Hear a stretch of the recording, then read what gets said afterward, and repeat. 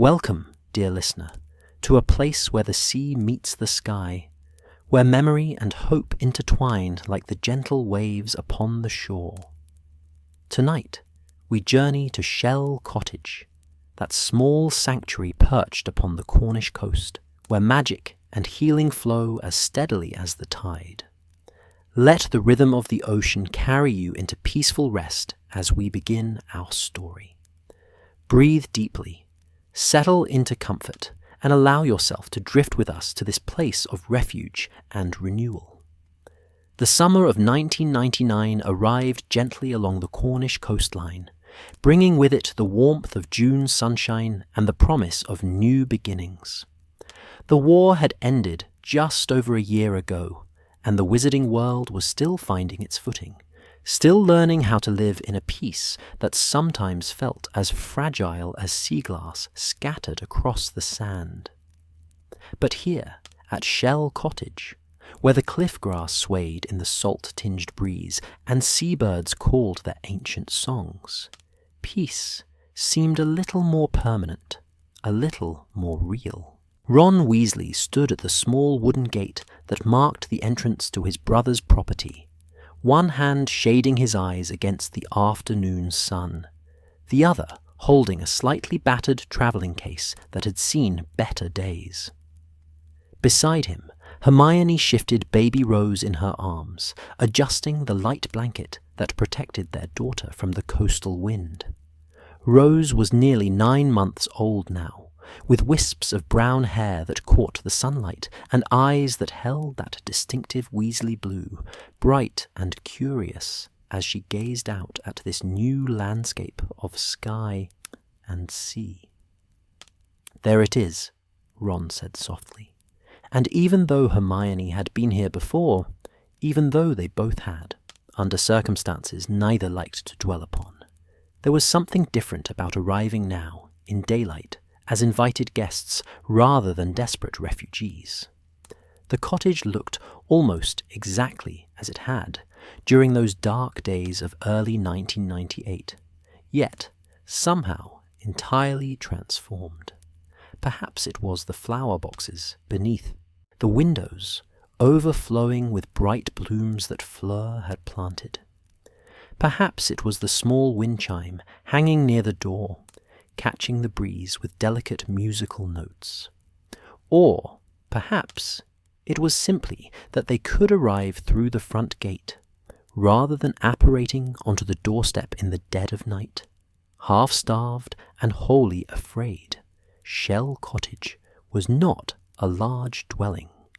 It had perhaps 4 or 5 rooms in total, but it possessed a particular charm that spoke of lives carefully built, of love deliberately chosen. The whitewashed walls seemed to glow in the sunlight, and the thatched roof rustled gently like whispered secrets. To one side, the ground sloped downward toward the cliff edge, where a narrow path wound its way to the beach below. To the other, a small garden had been cultivated with great care, vegetables and herbs growing in neat rows, and beyond that, wild grass stretched toward the horizon. "Hermione! Ron!" Fleur's voice carried across the garden before they saw her, musical with her French accent, warm with genuine pleasure. She appeared around the corner of the cottage, Victoire balanced on her hip, both of them golden-haired and pink-cheeked from the sun. Fleur had changed since the war too, though in ways less obvious than the flower boxes and wind chimes. There was a steadiness to her now, a depth that hadn't been there when she'd been a Triwizard champion or even a young bride. Motherhood had given her a different kind of strength, and the trials they'd all endured had tempered her in ways that made her beauty somehow more real, more human. "You made it," she exclaimed, reaching them with quick steps and kissing Hermione on both cheeks, then doing the same to Ron, who had never quite gotten used to the French greeting, but accepted it with good grace. "And this must be little Rose. Oh, she is beautiful, just beautiful." "Victoire, look, your cousin has come to visit." Victoire, who was nearly 2 now, and full of that peculiar toddler confidence that fears nothing, leaned forward to peer at Rose with intense scrutiny. "Baby," she pronounced solemnly, reaching out one chubby finger to touch Rose's hand.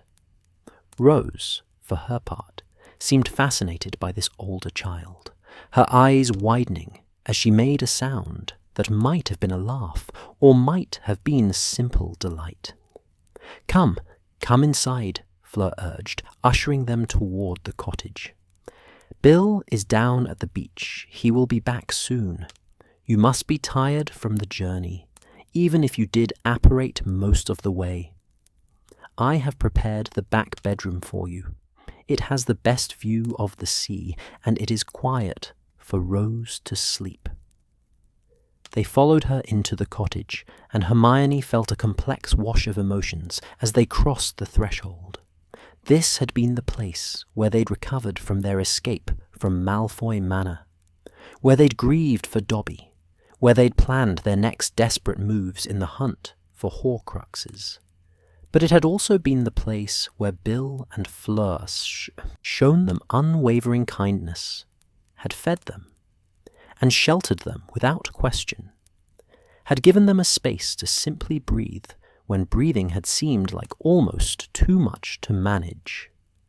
The interior of Shell Cottage was cosy and bright, with whitewashed walls and exposed wooden beams overhead.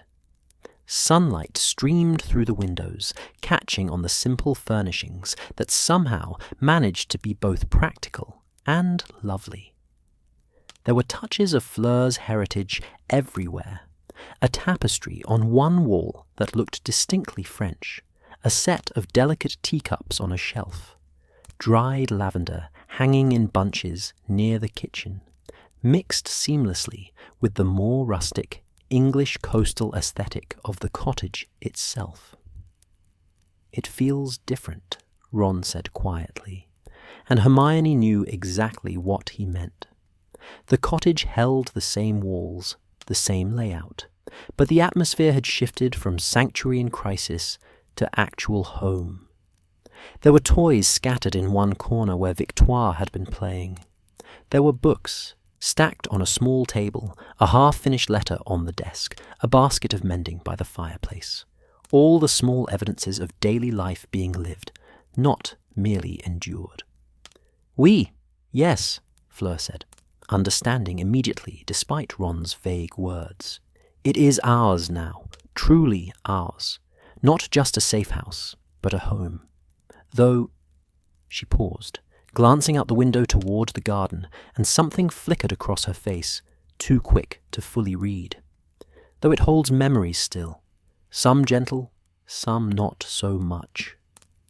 Hermione reached out and squeezed Fleur's arm gently, and Fleur returned the gesture with a small, grateful smile.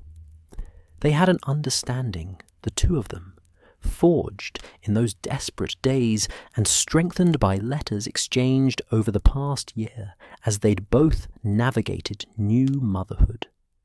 Hermione admired Fleur's grace, her quiet strength, the way she'd built a life of beauty without denying the darkness they'd all witnessed. Bill arrived a half-hour later, sandy-footed and sun-warmed.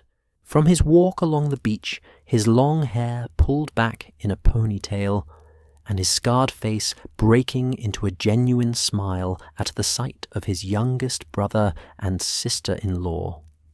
He embraced them both with the easy affection of family long comfortable with each other, and made appropriately admiring sounds over Rose, who grabbed at his hair with the determined grip of a child who finds something fascinating and has no intention of letting go. "She's got the Weasley strength already," Bill laughed, gently disentangling his hair from Rose's surprisingly firm grasp. "Watch out, Ron. She'll be beating you at arm wrestling before you know it." That evening, after they'd settled into their room, and Rose had been fed and put down for a nap, the 4 adults sat outside on the small patio, that Bill had constructed on the seaward side of the cottage. The sun was beginning its slow descent toward the horizon, painting the sky in shades of amber and rose, and the sound of the waves provided a constant soothing backdrop to their conversation. They spoke of simple things at first: Victoire's latest achievements, Rose's sleeping habits, Bill's work with Gringotts, which now kept him mostly in Britain rather than abroad, Hermione's tentative plans to return to work at the ministry in the autumn. Ron talked about helping George at the shop, how business was picking up again as people began to crave laughter and lightness after years of darkness and fear. Fleur described her efforts to establish connections between the British and French magical communities, how she'd been corresponding with her family and former schoolmates from Beauxbatons, building bridges that the war had strained. But underneath the pleasant small talk, there were currents of deeper things, the way ocean currents run beneath calm surfaces. Hermione could feel them, and she suspected the others could, too. The unspoken acknowledgement that they were all still healing, still processing, still learning how to be people who lived in peacetime when they'd spent so long simply surviving. As the light began to fade and a cool breeze swept in from the sea, Hermione excused herself to check on Rose. But instead of going directly to their room, she found herself drawn to the garden, to that spot she'd noticed when they'd first arrived. There, at the far edge of the cultivated beds, where the garden gave way to wild grass and rocky ground, was a small area that had been carefully tended. Flowers grew there, white ones mostly, simple and pure, and the earth looked recently turned, lovingly maintained. Hermione knew what this was, even before she saw the small stone that Bill had obviously placed there. It wasn't a headstone exactly, more of a marker, a way of saying, here lies someone who mattered, someone who was loved, someone who will be remembered. She knelt beside it, reading the simple inscription that Bill had carved. Here lies Dobby, a free elf. The tears came quietly, without drama, sliding down her cheeks as she sat back on her heels and looked at this small memorial. Dobby had saved them all. This free elf, this brave and loyal soul, had given his life so that they might escape Malfoy Manor, so that they might continue the fight against darkness, so that they might eventually know peace. And here he rested, in this garden by the sea, tended by the same hands that had buried him with such respect and care. Hermione? Ron's voice was soft behind her, and she turned to see him standing a few feet away, his expression understanding. He'd known she would come here, of course. He knew her too well, after everything they'd been through together. I wanted to pay my respects, she said quietly, wiping at her tears, but making no attempt to hide them. There was no shame in grief, especially not grief for one who had shown them such extraordinary courage and kindness. Ron knelt beside her, placing one hand on the earth near the stone. Bill tends to it, he said. Every day, Fleur told me. He makes sure the flowers are watered, that nothing disturbs it. He says... Ron paused, his voice catching slightly. He says it's the least they can do, for the one who helped save us all. They sat there together for a while, as the sky darkened overhead and the first stars began to emerge, distant and eternal. The sound of the waves seemed louder now, in the gathering dusk, a rhythmic reminder that life continued, that the world turned regardless of individual griefs and joys, losses and victories. Do you think Rose will know about him? Hermione asked eventually. About Dobby, I mean. About what he did? Yeah, Ron said firmly. She'll know. They'll all know. All our kids, Harry's kids, George's kids. If he ever... Well, they'll know about Dobby, and about everyone else who fought. We won't let them forget. But even as he spoke, Hermione could hear in his voice that this wasn't about dwelling on the past, about keeping wounds fresh and painful. It was about honoring sacrifice, about ensuring that the next generation understood the price of the peace they'd been given, so they might value it, protect it, build upon it.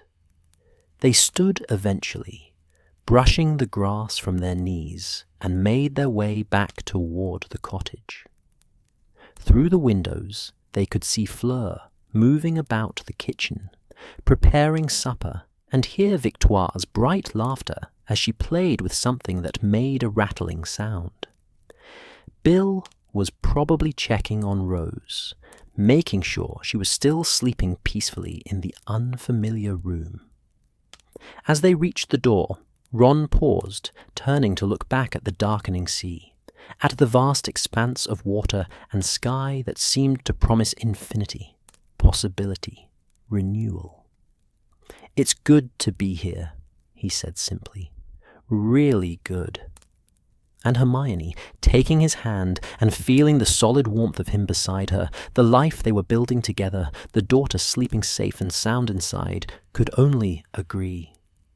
Shell Cottage, with all its memories, both painful and precious, had become more than just a refuge. It had become a place where healing could happen, where the past could be honored without being relived, where new chapters could begin while old ones were gently, carefully closed. They went inside together, drawn by the warmth and light and love that filled this small cottage by the sea, ready to embrace whatever this holiday might bring. The house had settled into quiet by the time the moon rose full and bright over the Cornish coast. Victoire had been tucked into her small bed hours ago, her blonde curls spread across the pillow as she clutched a stuffed toy that had seen better days, but was clearly beloved beyond reason. Rose, too, slept soundly in the travel cot that Bill had set up in the back bedroom, her tiny fists curled near her face, her breathing soft and even as only a baby's can be. Hermione stood at the window of their room, looking out at the moonlit sea, unable to sleep despite the exhaustion that sat heavy in her bones. The silvery light transformed everything it touched, turning the familiar world strange and dreamlike. The waves caught the moonlight and threw it back in scattered diamonds, and the path down to the beach seemed to glow with an invitation she couldn't quite resist. Can't sleep either? Ron's voice came from the bed, quiet and unsurprised. She turned to find him propped up on one elbow, watching her with those blue eyes that had seen too much darkness, but still somehow held warmth and humour and hope. I keep thinking about the last time we were here, she admitted. I can't help it. Every time I close my eyes, I'm back in that drawing room at the manor, and Bellatrix is... She stopped, shaking her head. I'm sorry. I shouldn't dwell on it. Don't apologize, Ron said, sitting up fully now and reaching for his jumper, which lay crumpled on the chair beside the bed. I've been thinking about it too, about all of it, the manor, arriving here, Dobby. His voice caught on the name, as it still sometimes did, even after all these months. Maybe that's why we're here, you know. Not just for a holiday, but to... I don't know. Face it, somehow. Make peace with it. Hermione considered this, wrapping her arms around herself against a chill that had nothing to do with the temperature of the room. Would you walk with me? She asked. Down to the beach? I know it's late, but I don't think I can sleep yet. and I'd rather not be alone with my thoughts. Ron was already pulling on his trainers. Of course. Let me just check on Rose. He moved to the cot, leaning over their sleeping daughter with infinite gentleness, adjusting her blanket, though it needed no adjusting, simply needing to touch her to confirm her safety and peace. Hermione's heart swelled, watching him, this man who had grown from an uncertain boy into a father who loved with his whole being, who faced his fears even when they terrified him, who stayed even when staying was hard. They slipped out of the cottage as quietly as possible, though Fleur's voice called softly from the main bedroom. "Is everything all right?" "Just going for a walk," Hermione whispered back. "Rose is sleeping. We won't be long." "Take your time," came Fleur's reply. And there was understanding in those simple words, an acknowledgement that some things required night and solitude and the presence of the sea to properly process. The path down to the beach was steep and narrow, carved into the cliff face by countless footsteps over countless years. Ron went first, his wand lit with a soft lumos that added to the moonlight, making sure of each step before Hermione followed. She'd walked this path before in absolute darkness, stumbling and desperate, so different from now when time stretched generous and patient around them. When they reached the sand, Hermione slipped off her shoes and let her bare feet sink into the cool grains. The tide was out, leaving a wide expanse of beach that gleamed, wet and silver in the moonlight. The sound of the waves was louder here, more immediate, a constant conversation between water and shore that had been happening since long before humans walked the earth and would continue long after they were gone. There was something comforting in that timelessness, something that put their own struggles into perspective. They walked in silence for a while, following the water's edge where the sand was firmest, their shoulders occasionally brushing in easy companionship. Hermione tried to let the peace of the night settle over her, but memories kept intruding, flashes of terror and pain that she'd thought she'd successfully buried, but which apparently only needed the right trigger to resurface. "I can still feel it sometimes," she said finally, her voice barely audible over the waves. "The Cruciatus curse. I know it's not real. I know it's just my mind remembering, but sometimes I wake up and I can almost feel it again, that white-hot agony that makes you think you'd do anything, say anything, just to make it stop." Ron stopped walking, turning to face her fully. The moonlight illuminated his face, showing the pain there, the helplessness he'd felt then, and the anger that still simmered beneath the surface when he thought about what had been done to her. "I heard you screaming," he said roughly. "I was locked in that cellar with Harry and Dean and Griphook, and I could hear you screaming, and I couldn't do anything. I've never felt so useless in my entire life. If I could go back, if I could—" "But you can't," Hermione interrupted gently, reaching up to touch his face. "None of us can. What's done is done, Ron. We survived. That's what matters." "Is it enough, though?" he asked, and the question seemed to encompass more than just their escape from the manor. "Is surviving enough when the memories won't leave us alone? When Fleur still has nightmares?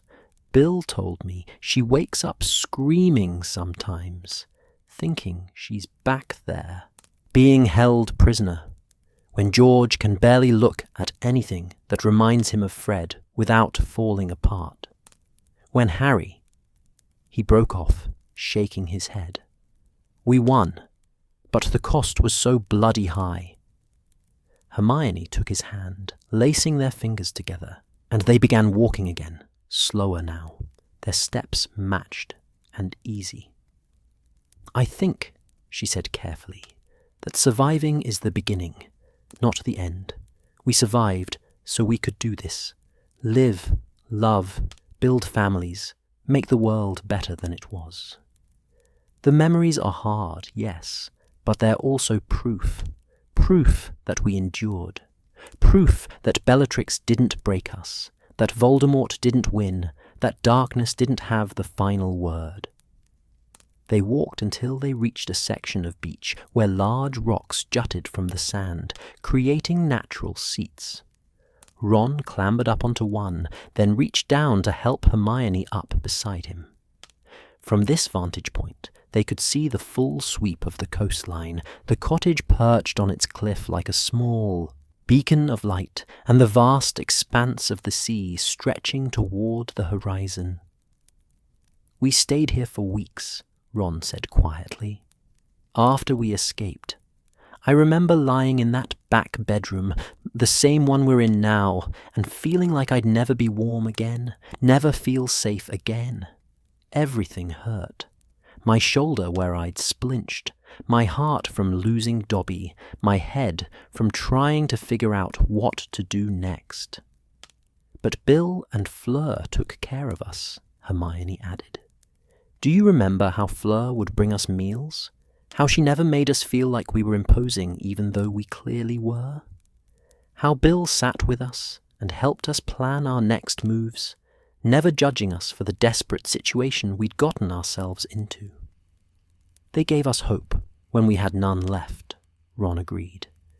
"This cottage, it was supposed to be the place they started their married life together, their safe haven, and instead they turned it into a refuge for anyone who needed it. Not just us. They hid Dean here too, and probably others we don't even know about." Hermione leaned her head against Ron's shoulder, feeling the solid warmth of him, the steady rise and fall of his breathing. "That's what makes it sacred," she said softly. "Not just what we lost here, but what we found. Kindness in the darkest times, family standing together, the resilience to keep fighting even when everything seemed hopeless." A sound from up near the cottage made them both look up. A figure stood on the cliff edge, silhouetted against the star-scattered sky. Even at this distance, even in the darkness, they could tell it was Bill. His height, the way he stood, the long hair that the wind caught and tossed about. "Do you think he comes down here often?" Hermione asked. "To the beach, I mean. To where we buried Dobby." "I know he does," Ron replied. "He told me once, in a letter. He said it helps him remember what they were fighting for. What we were all fighting for." They sat in companionable silence for a while longer, watching the waves advance and retreat in their eternal dance. Hermione thought about all the people who had stood on beaches like this throughout history, watching the same moon, listening to the same ocean, carrying their own burdens of grief and hope. There was a strange comfort in being part of that long chain of humanity, in knowing that suffering was universal, but so was the capacity to endure it. "I'm glad we came," Ron said eventually. "I wasn't sure if I wanted to, if I'm honest. Part of me thought it would be too hard, coming back here. But I think you were right. We needed to face it. To see that it's just a place now, a beautiful place where terrible things happened, but also where beautiful things are happening, where Victoire is growing up loved and safe, where we can visit and make new memories that are peaceful and good. Where Dobby rests knowing he saved us," Hermione added quietly, "knowing his sacrifice mattered." They climbed down from the rocks and began the walk back toward the cottage, their feet leaving tracks in the sand that the tide would erase by morning. As they drew closer to the cliff path, Hermione paused, turning back for one last look at the moonlit beach, committing it to memory, not as it had been in those desperate days, but as it was now, in peace and beauty and stillness. "Thank you," she said to Ron, though she wasn't entirely sure what she was thanking him for. For being there, perhaps. For understanding. For walking beside her through both the literal and metaphorical darkness. For being the kind of man who would go for a midnight walk with his wife when she needed to chase away ghosts. "Always," he replied simply. And in that single word was a lifetime of promises kept, and yet to be made. They climbed back up the cliff path, their muscles working against the steep incline, their breath coming a bit harder, but their hearts somehow lighter than when they descended. When they reached the cottage, they found the main room still dimly lit, and Fleur sitting in the chair by the window, a blanket wrapped around her shoulders, looking out at the night. She turned when they entered, and even in the low light, Hermione could see that she'd been crying. Her lovely face was blotchy, her eyes red-rimmed, but she smiled when she saw them, a watery, apologetic smile.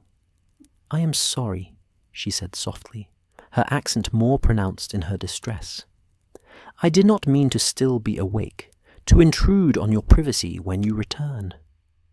"You're not intruding," Hermione assured her, moving to sit on the small sofa near Fleur's chair. Ron, after a moment's hesitation, took the seat on Hermione's other side. "Are you all right?" Fleur laughed, but it was a broken sound. "I have nightmares still," she admitted. "About the manor, about being questioned by those monsters, about watching them hurt you, Hermione, and being unable to stop it. About thinking we would all die there, that Bill would come looking for me and find... Only..." She broke off, pressing a hand to her mouth. "But we didn't die," Hermione said gently, reaching out to take Fleur's free hand. "We're here, all of us, safe." "I know," Fleur whispered. "I know this in my head, but my heart, it takes longer to understand. Bill, he is so patient with me. He wakes me from the nightmares, he holds me, he reminds me that we are safe now. But I feel, how do you say it, broken sometimes. Like the beautiful vase that has been shattered and glued back together. It may look whole, but the cracks remain." "Kintsugi," Hermione said softly. Ron looked at her quizzically, and she explained, "It's a Japanese art of repairing broken pottery with gold, so that the cracks become part of the beauty, rather than something to hide. The piece is more valuable after being broken and repaired than it was originally." Fleur considered this, her tears slowing. "I like this idea," she said finally, "that we are not less for being broken, but perhaps more." "Perhaps more," Hermione agreed. "More compassionate, because we know what suffering feels like. More grateful, because we know how easily everything can be taken away. More determined to build something good, because we've seen what evil can do."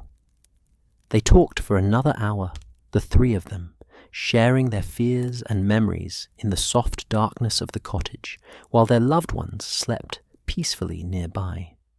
It was a strange intimacy, this midnight confession, but also a necessary one.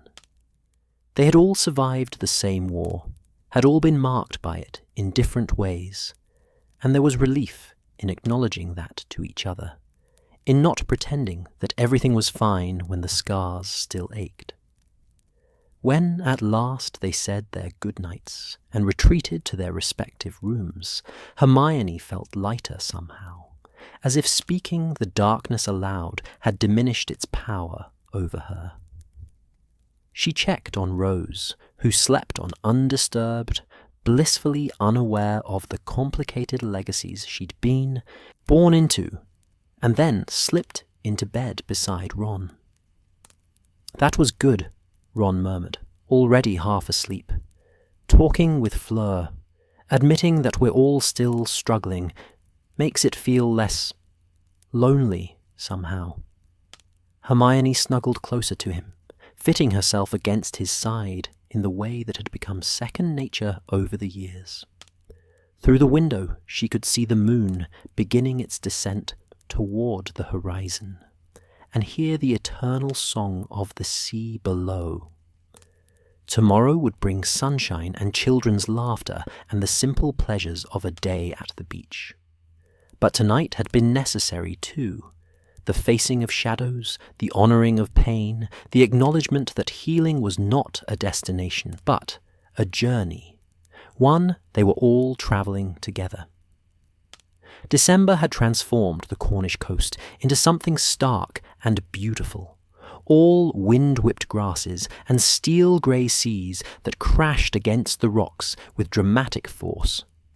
The cottage itself seemed to hunker down against the elements, its whitewashed walls glowing warm in the winter twilight, smoke rising cheerfully from the chimney to be scattered by the gusting wind. Inside, chaos reigned in the most wonderful way. Ron was attempting to navigate the small kitchen while Hermione bounced a fussy rose on her hip, trying to keep her entertained while preparations for the evening meal continued around them. Victoire, now approaching 3 years old, had appointed herself head of welcoming committee and stood at the window with her face pressed against the glass, breath fogging the pane as she watched for the arrival of more guests. "Uncle Harry!" she shrieked suddenly, her pronunciation of Harry's name still charmingly imperfect. "Uncle Harry is here, and Auntie Ginny, and baby James." Indeed, 3 figures were making their way up the path from the apparition point that Bill had established at a safe distance from the cottage. Harry carried James, who, at nearly 2 years old, was a sturdy bundle, wrapped against the cold, while Ginny levitated their luggage behind them with casual expertise, her red hair whipping about her face in the wind. Fleur appeared from the back bedroom where she'd been settling Dominique, her second daughter, born just 4 months ago, for a nap, and moved swiftly to open the door.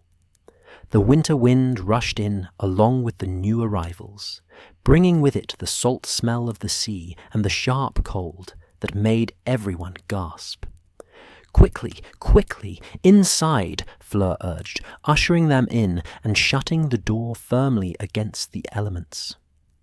"Mon Dieu, it is freezing out there. Harry, Ginny, welcome, welcome. Let me take your cloaks. James, look how you have grown." The cottage erupted into a flurry of greetings, hugs exchanged, and the particular warm chaos that comes when people who love each other deeply are reunited. Harry embraced Ron with the ease of brothers, then bent to kiss Hermione's cheek and tickle Rose under the chin, making her giggle. Ginny swept Victoire up into her arms, spinning her around until the little girl squealed with delight. "Where's Bill?" Harry asked, looking around as he unwrapped James from his winter layers. "Down at the beach," Ron replied, grinning. "He's been working on something. Won't tell us what. Says it's a surprise for tonight."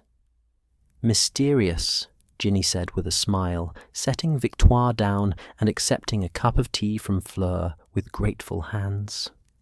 "Though knowing Bill, it'll be brilliant whatever it is." They had barely settled when there came another knock at the door, and this time it was Luna who entered, her presence announced by the small, odd creature she carried in a cage covered with a shimmering cloth. "Hello, everyone," Luna said in her dreamy voice, smiling around at them all with that particular serenity that was uniquely hers. "I hope you don't mind. I brought a nargle." "Well, I think it's a nargle. It might be a distant cousin. I found it in Sweden and thought it would enjoy a seaside holiday. There was a moment of bemused silence, and then laughter, warm and genuine and utterly without mockery, because this was Luna, and her peculiarities were part of why they all loved her. "Of course you did," Hermione said, moving to embrace her friend. "Put it anywhere safe, maybe in the corner there, and come get warm. You must be frozen." Luna set down the cage with great care, then accepted hugs from everyone, her mismatched earrings jingling softly. She had changed since the war too, though in subtle ways. There was still that otherworldly quality about her, but also a groundedness that came from having survived captivity, from having stared darkness in the face and emerged still believing in beauty and wonder and strange creatures that probably didn't exist. The afternoon passed in a pleasant blur of conversation and children's play and the comfortable domesticity of shared space. Victoire and James, after initial shyness, began to play together with the peculiar seriousness that small children bring to their games. Rose, content in her mother's arms, watched everything with wide, interested eyes. Luna's mysterious creature made soft, chittering sounds from its covered cage, adding to the general atmosphere of magical strangeness that seemed to follow Luna wherever she went. As evening drew in and the sky darkened to deep indigo scattered with early stars, Bill returned, his cheeks reddened from the cold, and his eyes bright with satisfaction. Behind him, walking more slowly and carefully, came George. The room fell quiet for a moment, not an uncomfortable silence, but one of gentle acknowledgement. This was George's first visit to Shell Cottage since Fred's death, and everyone knew it. He stood in the doorway, thinner than he used to be, his face carrying lines that hadn't been there before the war, and something in his eyes that spoke of grief still raw and present. "George," Fleur said softly, moving to embrace him, "we are so glad you came." "Yeah, well," George said, his voice attempting lightness, but not quite achieving it. "Couldn't let you lot have all the fun, could I? Besides, Mum would have my head if she knew there was a family gathering and I didn't show." Ron was across the room in 3 strides, pulling his brother into a fierce hug that George returned just as tightly. No words were exchanged, but Hermione saw the way Ron's shoulders shook slightly, the way George buried his face against his younger brother's shoulder for just a moment before pulling away and attempting a grin. "Right then," Bill said, clapping his hands together with deliberate cheer. "Who wants to see what I've been working on?" The answer was everyone, of course, so they bundled the children into warm clothes and trooped outside into the cold December evening. Bill led them down the cliff path, carefully, with wands lit and sure hands steadying the less confident walkers, until they reached the beach. There, where the sand met the rocks, Bill had constructed something magical. A bonfire pit, yes, but not just any fire. He'd arranged large stones in a perfect circle, and inside them wood was stacked with clear expertise, ready to light. But around the circle he'd placed smaller stones, and on each one he'd carved a name with painstaking care. Hermione's breath caught as she read them. Fred, Dobby, Remus, Tonks, Colin, Lavender, Mad-Eye, and more, so many more. All those they'd lost, all those who had fought and fallen so that others might live in peace. "I thought," Bill said quietly, "that we should remember them, together. That we should have a place here where we can honor them, where we can tell their stories, where we can make sure that what they did, what they gave, is never forgotten." There was silence for a long moment, broken only by the sound of the waves and the wind. Then Harry stepped forward, his hand finding Ginny's, and said simply, "Thank you, Bill. This is perfect." Bill lit the fire with a whispered spell, and it caught immediately, flames leaping upward in shades of gold and orange and red, casting dancing shadows across the beach and the watching faces. The warmth was immediate and welcome, and they all gathered around it, finding seats on the stones or on blankets that Fleur conjured with practiced ease. The children, sensing something important was happening, even if they didn't fully understand it, became quiet and watchful. James curled up in Harry's lap, thumb in his mouth. Victoire leaned against her mother. Rose, miraculously, simply gazed at the flames with fascination, not fussing or demanding attention. "Who wants to start?" Bill asked gently. There was a pause, and then Luna spoke, her voice soft but clear. "I'd like to talk about my mother," she said. "She died when I was 9, in an experiment that went wrong. She was brilliant and brave, and she never stopped seeking truth, even when it was dangerous. I think she would have liked all of you very much." Hermione felt tears prick her eyes as Luna spoke about her mother with such matter-of-fact love, such acceptance of loss without bitterness. Others followed. Ginny spoke about Fred, about his laughter and his loyalty, and the hole his absence had left in their family. Harry talked about Remus and Tonks, about the son they'd left behind, about the sacrifice they'd made for a world they believed could be better. When it came to George, everyone waited, not pushing, simply allowing space for him if he wanted it. He stared into the fire for a long time, his face unreadable, and Hermione thought perhaps he wouldn't speak at all. But then, so quietly they had to strain to hear him over the wind and waves, he said, "Fred would have loved this. He always said the best magic happened around fires and friends. He would have made some terrible joke about being fired up for the holidays, and we all would have groaned. But we would have laughed too, because that was Fred, corny and brilliant, and completely himself." And then, miracle of miracles, George smiled. It was small and sad, and didn't reach his eyes, but it was there.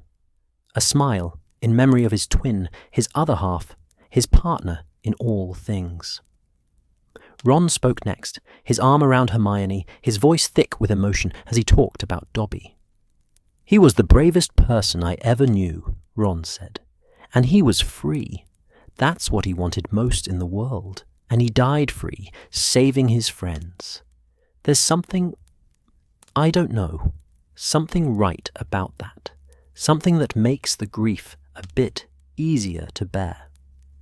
The fire crackled and popped, sending sparks up toward the star-filled sky, and the storytelling continued. Not all stories were sad. Some were funny, remembering the quirks and joys of those they'd lost. Bill told a story about Mad-Eye that had everyone laughing, even as they wiped away tears. Fleur shared a memory of Tonks, about how kind she'd been to a nervous French girl joining an English family. As the night deepened and the fire burned lower, the conversation shifted naturally from stories of the dead to stories of the living. Small moments of joy and silliness that lightened the mood without disrespecting the grief that had come before. Luna talked about her travels, about the strange and wonderful creatures she'd encountered. Ginny discussed her return to professional Quidditch, the challenges and triumphs of it. "The Prophet keeps hounding me," she said with a sigh. "They want statements about Harry, about the war, about our relationship. They can't seem to understand that some things are private, that not everything needs to be a headline. "The price of fame, darling," Harry said wryly, and Ginny elbowed him in the ribs, but gently, with affection. "At least your fame is deserved," George said unexpectedly. "The rest of us are just riding your coat-tails, Potter." It was such a Fred thing to say, delivered in such a Fred way, that everyone froze for a moment. Then George's face crumpled slightly, and he laughed. A real laugh, painful and cathartic and genuine. "Merlin, that felt good," he said, wiping at his eyes.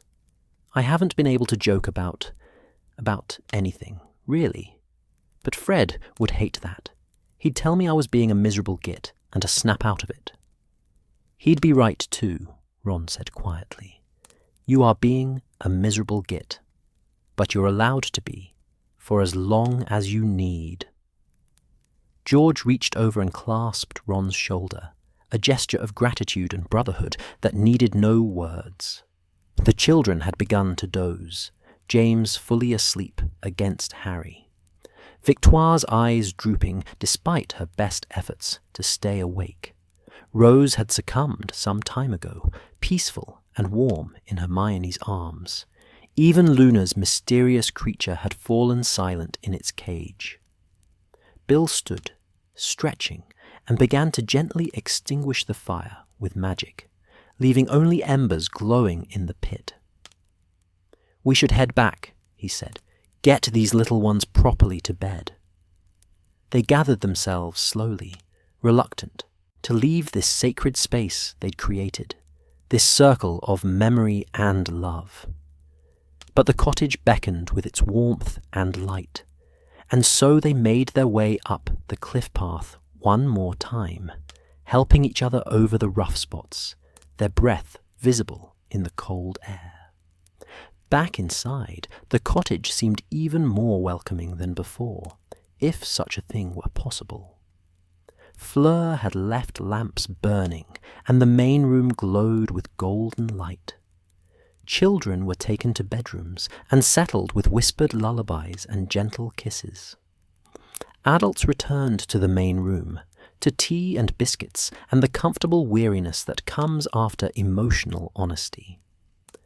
"Thank you for coming, all of you," Bill said, looking around at the gathered faces. "Fleur and I wanted this place to be more than just our home.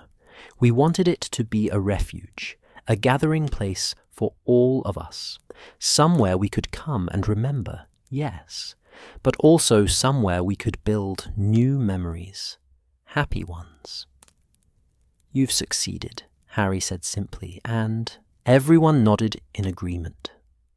They stayed up late into the night, talking of lighter things now, plans for the future, hopes and dreams, the small domestic concerns that make up ordinary life. And perhaps that was the greatest gift Shell Cottage offered, the ability to be both extraordinary and ordinary, to honour the weight of history while also embracing the simple pleasures of the present. When at last they all retreated to their various sleeping spaces, some in bedrooms, some on conjured mattresses in the main room, the cottage settled into peaceful quiet. Outside, the waves continued their eternal song. Inside, those who had survived slept, surrounded by love and friendship and the knowledge that they were not alone. Welcome back, dear listener, to the warmth and wonder of Shell Cottage, where the bonfire still burns bright against the winter darkness, and voices rise and fall like the tide itself. Tonight, we linger in this sacred circle, where stories become bridges between past and present, where words weave healing into wounded hearts. Let the flames mesmerize you, let the voices soothe you, and drift with us into this night of sharing and remembrance. Breathe deeply, and let peace wash over you like gentle waves upon the shore. The bonfire had settled into a steady, comfortable burn, the initial excitement of leaping flames giving way to deep red embers that pulsed with warmth. The wind had calmed somewhat, and the stars overhead seemed impossibly bright, scattered across the black velvet sky like diamonds carelessly tossed by some celestial hand. The moon, nearly full, hung low over the water, painting a silver path across the waves that seemed to lead toward infinity. They had arranged themselves around the fire in a loose circle, wrapped in blankets and warming charms, the children drowsy, but not yet ready to surrender to sleep. James had his thumb in his mouth, leaning heavily against Ginny's side. Victoire sat between Bill and Fleur, her blonde, head turning from one speaker to another with solemn attention. Rose, ever the observer, watched the flames with wide eyes from the safety of Hermione's lap. "Tell us a story, Papa," Victoire said suddenly, her small voice clear in the night air. "A story about when you were brave." Bill smiled, the firelight catching on his scars, and somehow making them seem less like marks of trauma and more like badges of honor, evidence of a life fully lived. "When I was brave," he mused. "Well, let me think. I suppose I could tell you about the time I broke a curse in Egypt, deep in a pyramid that hadn't been opened in 3,000 years. Yes," Victoire clapped her hands together. "That one." And so Bill began, his voice taking on the cadence of a natural storyteller, painting pictures with his words. He spoke of sand that stretched endless and golden, of tombs carved deep into rock, of hieroglyphs that glowed with ancient magic when touched by wandlight. He described the curse he encountered, a particularly nasty one designed to protect the pharaoh's treasure from thieves, and how he'd spent 3 days and 3 nights working to unravel it, barely sleeping, living on nothing but water and determination. "The trick," he said, leaning forward slightly, his eyes reflecting the firelight, "was understanding that the curse-maker wasn't just trying to hurt intruders. He was trying to protect something he loved, something precious. Once I understood that, once I approached the curse with respect rather than just trying to break it by force, it began to yield." "What was inside?" James asked sleepily, his thumb leaving his mouth just long enough to form the question. "Books," Bill said softly. "Scrolls, actually. Thousands of them. The pharaoh had been a scholar, you see, and his greatest treasure wasn't gold or jewels, but knowledge. He wanted it protected, so it could be shared with those who truly valued learning." Hermione felt a warm glow in her chest at this, recognizing the familiar thrill of discovering that someone, even someone dead for millennia, had understood the supreme value of knowledge and learning. "That's beautiful," Luna said from her spot across the fire, where she sat with her knees drawn up, her blonde hair seeming almost silver in the moonlight. "I think that's what magic should be used for, protecting what we love, sharing what matters." "Your turn, Luna," Ginny said with a smile. "Tell us about one of your creatures, something we haven't heard about before." Luna's face lit up with that particular joy she always showed when discussing magical creatures. "Oh, there are so many," she said. "But perhaps, yes, I'll tell you about the mooncalves I encountered in Norway. They're quite shy, you know, and very difficult to find, but if you're patient and very quiet and you go out during the full moon, sometimes they'll dance for you." She described the creatures with such vivid detail that Hermione could almost see them, the large bulbous eyes, the spindly legs, the way they moved in intricate patterns across moonlit meadows, creating circles in the grass that muggles attributed to other causes. Luna spoke of lying in the cold Norwegian grass for hours, barely breathing, until finally the mooncalves emerged and performed their mysterious dance. "Why do they dance?" Victoire asked, enchanted. No one knows for certain, Luna replied serenely. Some think it's courtship. Others believe it's a form of magic all its own, a way of communicating with the moon. I think they dance because they're happy, because the moonlight fills them with joy and they can't help but express it. That's a good enough reason to do anything, George said quietly, and everyone turned to look at him, surprised by the wistfulness in his voice. Doing things because they bring joy, because you can't help but express what's inside you. There was a gentle pause, an invitation without pressure, and after a moment, George continued. Fred and I, we always understood that. The pranks, the joke shop, all of it. It wasn't just about making money or being famous. It was about joy, about making people laugh when the world was dark, about finding light in the shadows. He stared into the fire, his hands wrapped around a mug of tea that Fleur had conjured for him. The last product we developed together, before the battle, was called Peruvian Instant Darkness Powder. Seems funny now, making darkness when there was already so much of it in the world. But Fred said that if we could make darkness on our own terms, in a way we controlled, maybe the other darkness, the real darkness, would seem less frightening. Was he right? Harry asked softly. George considered this, then nodded slowly. Yeah, I think he was.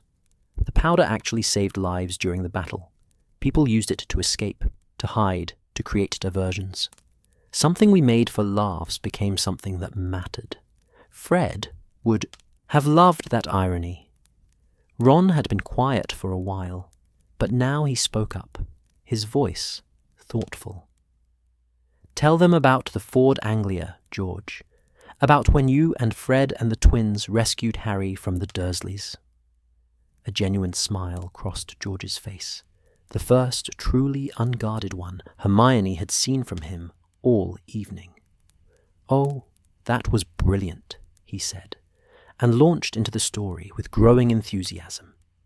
He described the planning, the midnight flight, the bars they'd attached to Harry's window, Mrs. Weasley's fury the next morning. Mum was absolutely mental, he said, laughing at the memory, shouting herself hoarse while Dad tried not to grin, because he was actually quite proud of us for managing the flying car charm so well. The children were riveted, even Rose seeming to understand that something entertaining was being described, if not the actual words. Victoire giggled at the mental image of a car flying through the night sky, and James made vrooming sounds, acting out the flight with his small hands. The mood had lightened considerably, and Fleur seized the moment to share her own story. Her accent thickened slightly as she spoke, the way it always did when she was emotional or excited, telling them about her grandmother who had attended Beauxbatons a generation before Fleur herself.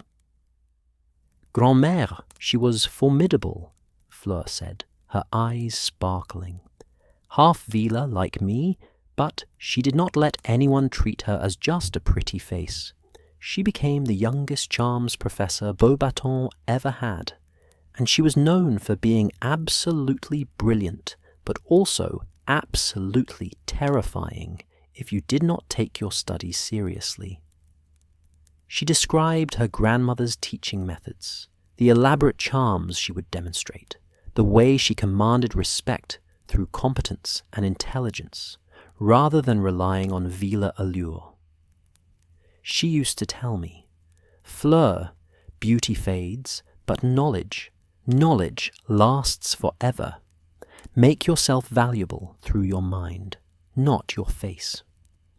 Wise woman, Hermione said warmly, feeling an instant kinship with this grandmother she'd never met. She would have liked you very much, Fleur said with a knowing smile. She always said that the cleverest witches were the ones who changed the world. When I told her about you, about how you were fighting Voldemort with research and planning and brilliant magic, she said, "That one, she will make history." Hermione felt her cheeks warm, and she ducked her head, embarrassed, but pleased.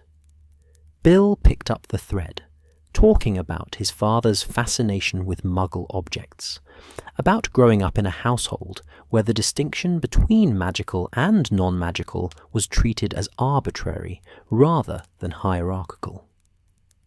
Dad used to say that magic was just one tool among many, and that Muggles had developed their own kind of magic through ingenuity and creativity. He'd bring home these Muggle things and take them apart, trying to understand how they worked without magic, and we'd all sit around the kitchen table watching him tinker. "I remember that," Ron said with a grin. "The time he brought home that rubber duck and spent 3 hours trying to figure out its exact purpose. He was convinced it must do something more than just float in bathwater." Laughter rippled around the circle, warm and genuine, and Ginny jumped in with her own story about playing Quidditch with her brothers in the orchard at the Burrow, about being the youngest and smallest, but refusing to be left out, about developing the fierceness that would eventually make her a professional player. "They tried to go easy on me at first," she said, her eyes gleaming with competitive fire, even in memory. "But I wouldn't have it. I wanted to play for real, with real rules and real risks. Fred and George especially. They never pulled their punches, and I loved them for it. They treated me like an equal, like someone worth playing against seriously." Harry squeezed her hand, pride evident in his face, and she smiled at him before continuing. "The first time I scored against George, really properly scored on him when he was trying his hardest to guard the goal. Fred went absolutely mad cheering for me, picked me up and spun me around shouting, 'That's our Ginny! That's our girl!' I was 7 years old, and I felt like I'd conquered the world." The stories continued, weaving in and out of each other, sometimes funny, sometimes touching, sometimes both at once. Harry spoke about Sirius, about the brief time they'd had together, about learning what it meant to have a father figure who chose to love him rather than being obligated by blood. His voice was thick with emotion, but also with gratitude that he'd had even that short time. Luna contributed strange and wonderful tales of her travels, of magical creatures most of them had never heard of places where magic worked differently than in Britain, of people who approached the wizarding world with entirely different philosophies and perspectives. Her stories were sometimes hard to follow, jumping from one topic to another with dream logic rather than linear narrative.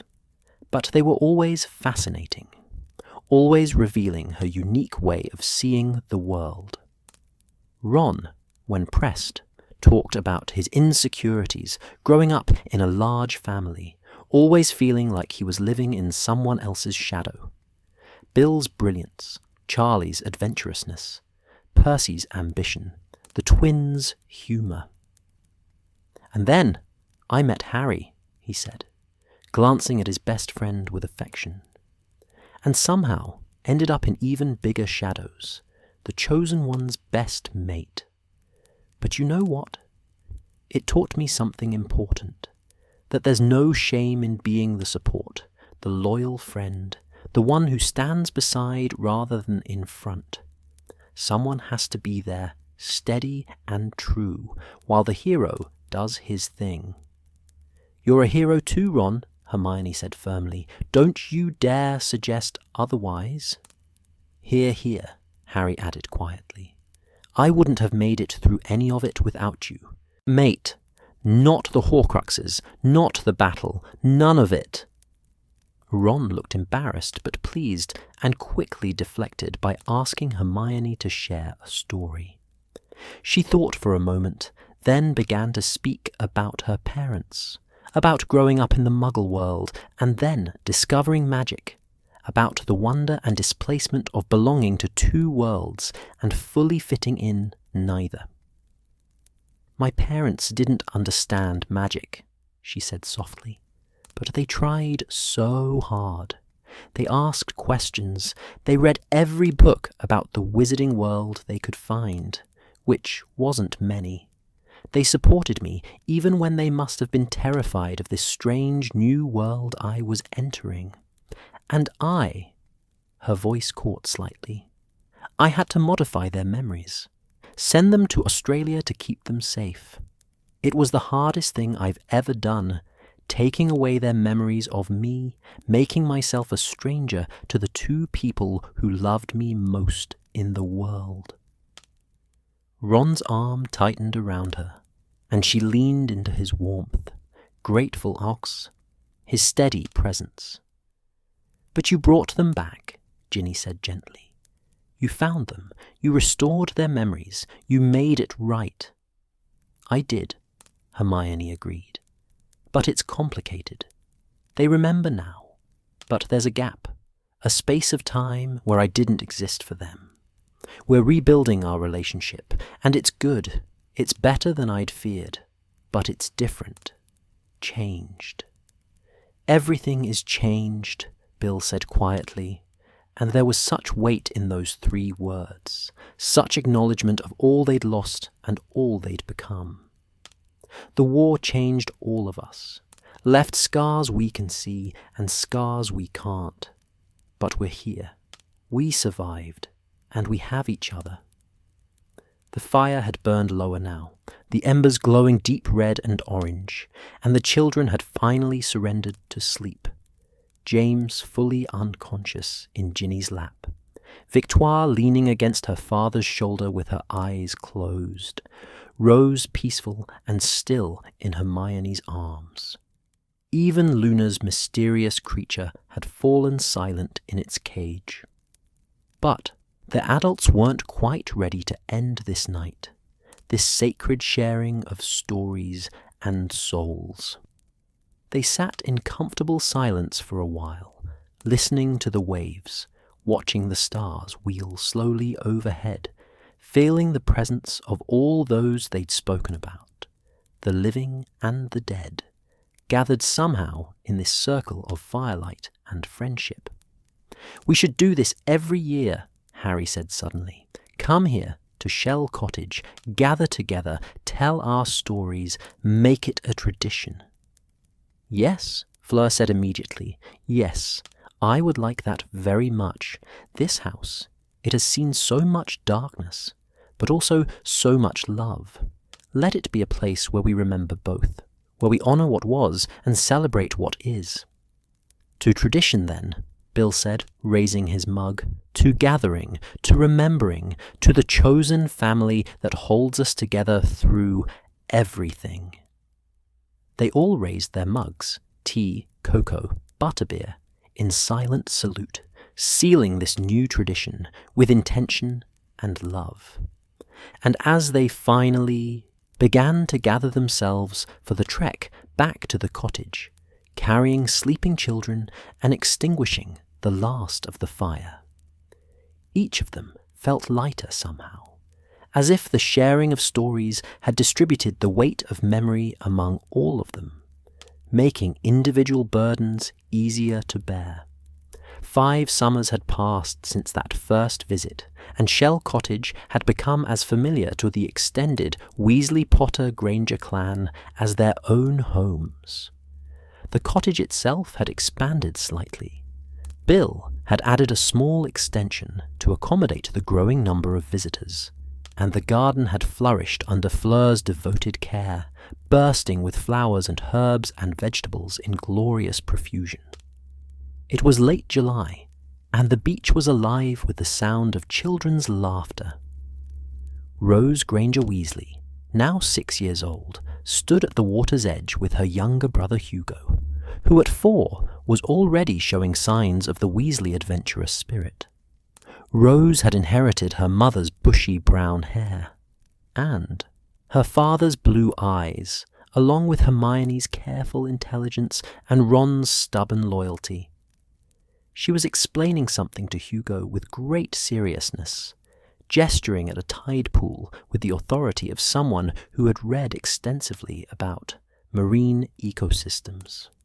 "You have to be gentle," she instructed, crouching down to point at a small crab scuttling among the rocks. "They're living creatures, Hugo, not toys. We can look, but we mustn't hurt them." "I know, Rosie," Hugo said with the exasperation of a younger sibling tired of being lectured, but he was careful nonetheless as he peered into the clear water. Further up the beach, Victoire, now 8 and growing into her Vila heritage with startling beauty, was building an elaborate sandcastle with Dominique and Louis, Bill and Fleur's younger children. Dominique, at 5, was bossy and creative, directing the construction with the confidence of someone who knew exactly what she wanted. Louis, just 3, was mostly interested in demolishing what his sisters built, but he did so with such gleeful charm that they couldn't stay angry with him. The Potter children had arrived that morning. James, now 7, was racing along the waterline with the older Victoire, their competition fierce but friendly. Albus, 5 and more reserved than his boisterous older brother, sat with Rose, examining the tide pool, his dark hair falling over his green eyes as he concentrated. Little Lily, 3 years old with her mother's red hair and her father's knack for mischief, was attempting to catch seagulls with the determined optimism of early childhood. Ron stood in the shallow waves, his trousers rolled up to his knees, teaching Hugo how to skip stones across the water. His hair had a bit more red in it still than grey, though the years were beginning to show at his temples. He'd filled out slightly, the lean desperation of his youth replaced by the solid contentment of a man well-fed and well-loved. "Like this, see," Ron demonstrated, sending a flat stone skipping across the surface. "You want it smooth and flat, and you throw it sort of sideways with a flick of your wrist." Hugo tried, his small stone plunking into the water with barely a splash, but Ron encouraged him with patience and good humour. "That's it, mate. Try again. Took me ages to get the hang of it when Uncle Bill taught me." Up near the cottage, Hermione and Fleur sat in the garden near Dobby's grave, which had become a true memorial over the years. The simple stone Bill had placed remained, but around it now grew a profusion of white flowers, roses mostly, but also daisies and sweet alyssum that released their gentle fragrance in the warm air. The children had been involved in planting many of them, each edition marked by small painted rocks with their names and ages. "Rose asked me about him last week," Hermione said quietly, her hands wrapped around a cup of tea, despite the warmth of the day. "About Dobby. She'd heard us talking, I suppose, or maybe she'd just noticed the memorial and wondered." "What did you tell her?" Fleur asked, her own hands occupied with snapping beans from the garden into a bowl on her lap. She looked older too, but in the way of women who have lived fully, laugh lines around her eyes, a deeper confidence in her bearing, her beauty perhaps less startling, but somehow more real. "The truth," Hermione replied, "that he was a house elf who became free, who chose to help us even when it was dangerous, who died saving us. That he was braver than most wizards I've ever known, and that we owe him everything." Fleur nodded, a slight smile touching her lips. Victoire knows the story too. All my children will. I want them to understand that courage comes in many forms, that heroism is not about power or fame, but about choosing to do what is right, even when you are afraid.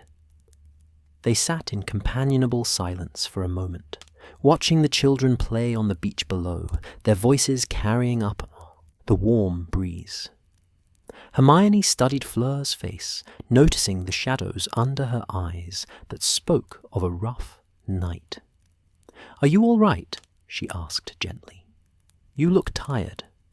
Fleur's hands stilled in their work, and she looked down at the beans, her beautiful face troubled. "I had the nightmare again," she admitted quietly. "The one about Malfoy Manor. They are less frequent now than they used to be. I can go weeks, sometimes months without them. But occasionally—" She trailed off, setting down the bowl and pressing her fingers to her temples. "What triggers them?" Hermione asked. "Can you tell?" "Sometimes, yes. Stress, certainly. When Bill is away on a particularly dangerous assignment. When I hear certain sounds, metal on stone, footsteps in a certain rhythm. Sometimes there is no reason at all that I can identify. I am simply transported back to that place, to that drawing room, and I am helpless again, watching them hurt you, and knowing I can do nothing to stop it." She looked up, meeting Hermione's eyes, and there were tears there, threatening to spill over. "I am sorry. I should be past this by now. It has been 7 years, 7 years of peace and safety and love, and still I cannot escape those memories." Hermione reached across the small space between them and took Fleur's hand, holding it firmly. "Don't apologize," she said with quiet intensity. "Don't ever apologize for being affected by trauma. 7 years is nothing, Fleur. Some wounds take a lifetime to heal, and some never heal completely. They just become part of who we are, scars we carry and learn to live with." "Do you still have nightmares?" Fleur asked, wiping at her eyes with her free hand. "Sometimes," Hermione admitted. "Less than I used to, but yes. I dream about Bellatrix, about the Cruciatus curse, about—" She paused, her throat tightening. "About being tortured. And I wake up, and Ron is there, and he holds me, and eventually I remember that I'm safe, that it's over, that we won." "Bill does the same for me," Fleur said softly. "He is so patient, so understanding. He never makes me feel weak or broken for needing comfort." "That's because we're not weak or broken," Hermione said firmly. "We're survivors. There's a difference." A shriek from the beach made them both look up sharply, maternal instinct immediately alert. But it was just Lily Potter, squealing with delight as Harry swept her up and spun her around, her red hair flying. They both relaxed, smiling at the scene. "Harry is good with them," Fleur observed. "All the children, not just his own. He would have made a wonderful father for many, I think, but 3 seems to suit him well." "He never had a proper childhood himself," Hermione said, watching her friend with his daughter. "I think being a father gives him a chance to experience it vicariously, to give his children everything he never had: safety, love, the freedom to be innocent and carefree." Ginny emerged from the cottage then, carrying a tray with lemonade and biscuits, her red hair pulled back in a practical ponytail. She'd returned to professional Quidditch after Lily's birth, playing for the Holyhead Harpies and quickly becoming their star chaser. The physical demands of the sport kept her lean and strong, and she moved with the unconscious grace of a natural athlete. "Thought you two might need refreshment," she said, setting the tray down on the small table between them. "It's absolutely roasting out here." "You are an angel," Fleur said gratefully, immediately reaching for a glass of the cold lemonade. Ginny settled herself on the grass beside them, crossing her legs and tilting her face up to the sun with the contentment of someone who spent much of her life flying through the air and appreciated solid ground. "The children are having the time of their lives down there," she said.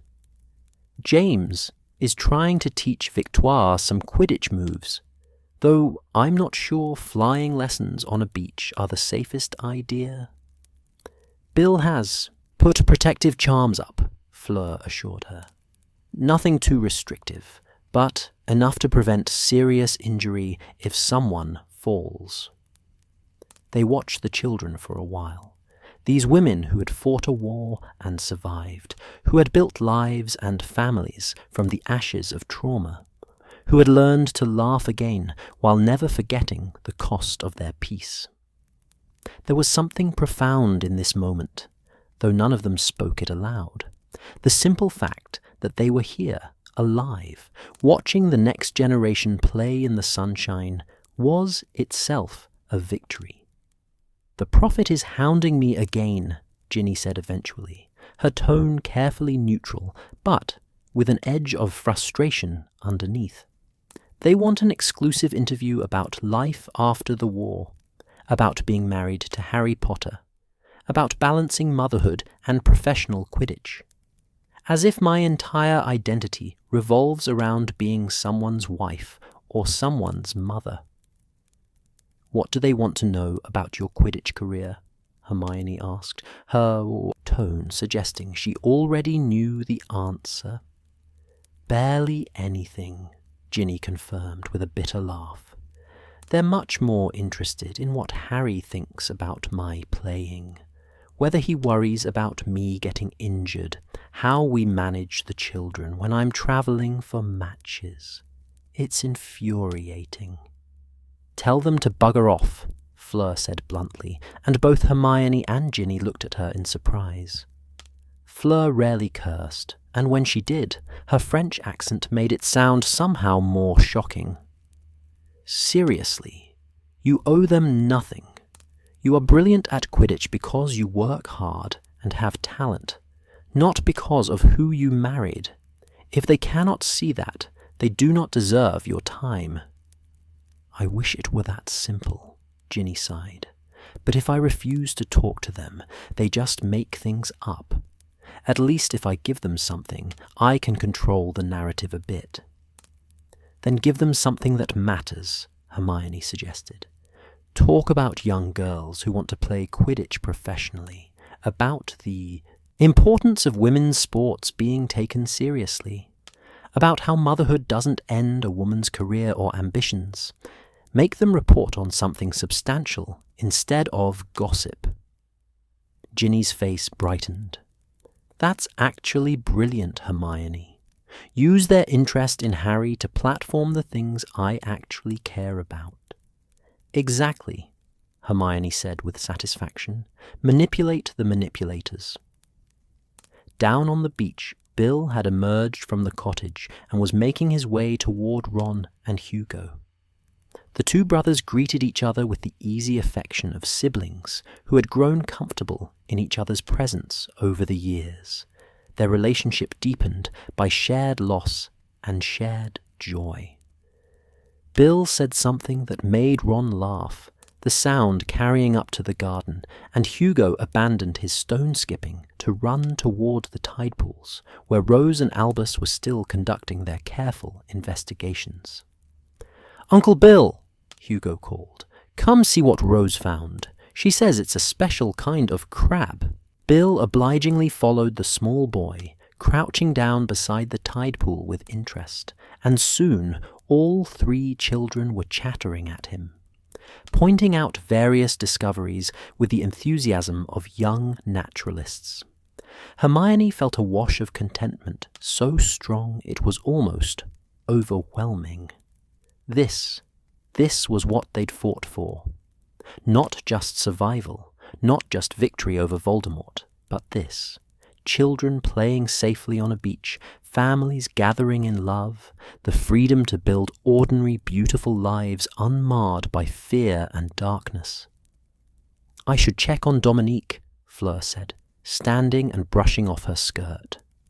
She and Louis were getting very intense about that sandcastle, and I want to make sure they have not come to blows over architectural differences.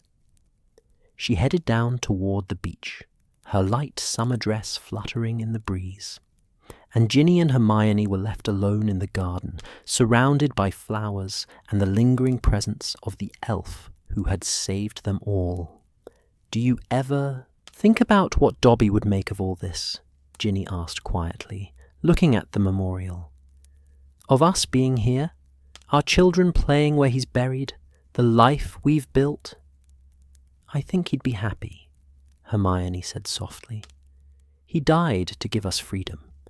Not just from Voldemort, but the freedom to live, to love, to raise our children in peace. I think he'd consider that a worthy exchange."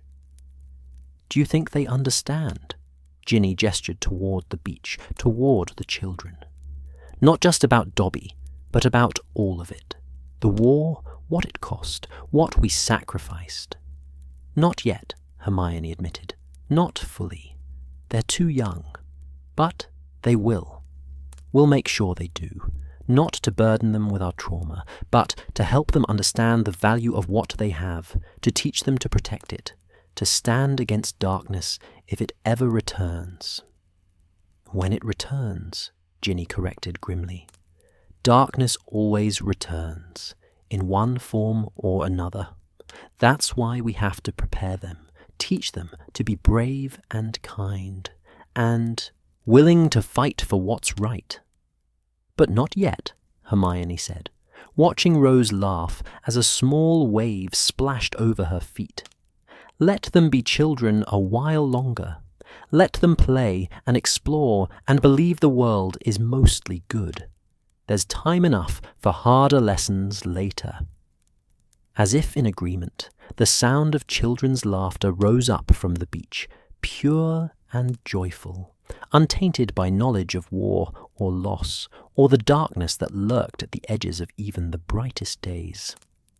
And the two women sat together in the warm sunshine, guardians of both memory and hope, determined to honor the past while building a better future.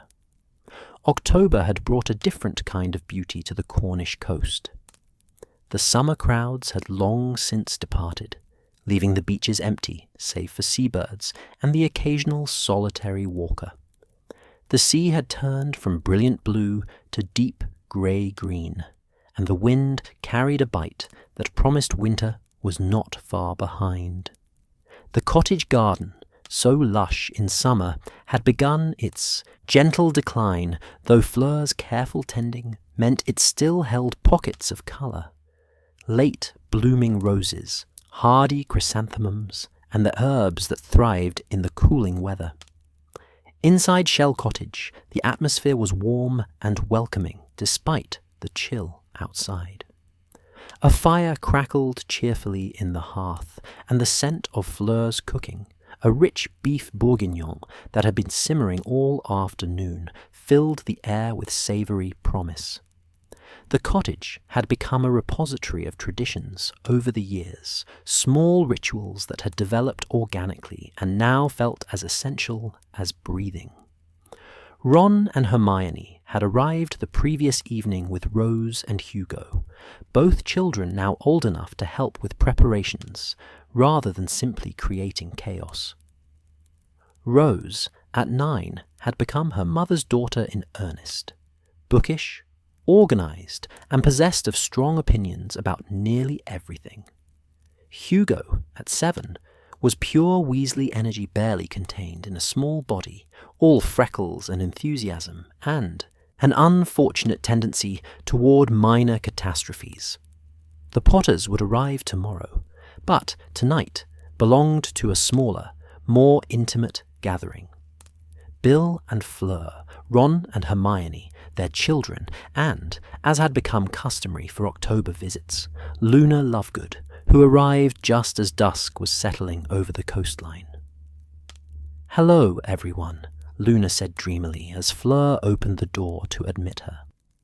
She carried no luggage that anyone could see, but she did have a peculiar silver box that hummed softly and emitted occasional puffs of lavender-scented smoke.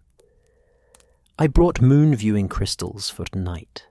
The stars are supposed to be especially meaningful this week." No one questioned this. They had learned over the years that Luna's peculiarities were not eccentricities to be tolerated, but gifts to be appreciated. Her unique perspective on the world had a way of illuminating truths that others missed, of finding wonder in the ordinary and meaning in the seemingly random. "Perfect timing," Fleur said, kissing Luna's cheeks in greeting. "Dinner will be ready in an hour, which gives us time for the candles." The candles. This had become one of their most sacred rituals, performed on each visit to Shell Cottage regardless of season. As the adults gathered the children and made their way to the garden, Rose carried the basket of candles with careful reverence. She understood now, in the way that children who have been taught to honor memory understand, that this was important. Dobby's memorial had evolved over the years into something both simple and profound. The stone Bill had originally placed remained, but around it the family had created a small circle of river rocks, each one engraved with a name. Not just those who had died in the war, but anyone the family wished to remember. Grandparents, friends, even pets who had been beloved.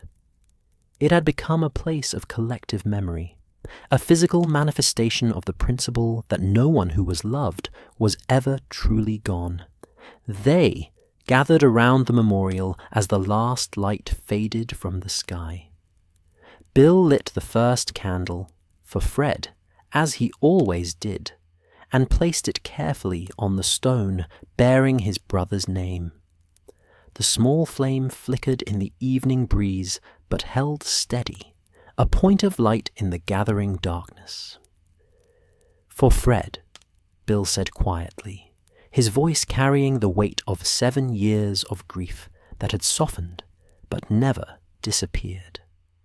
"Who made us laugh even in the darkest times, who gave his life protecting the school he loved, who lives on in every joke, every prank, every moment of joy we find in unexpected places." George was not present. He rarely came to Shell Cottage, finding the memories still too painful.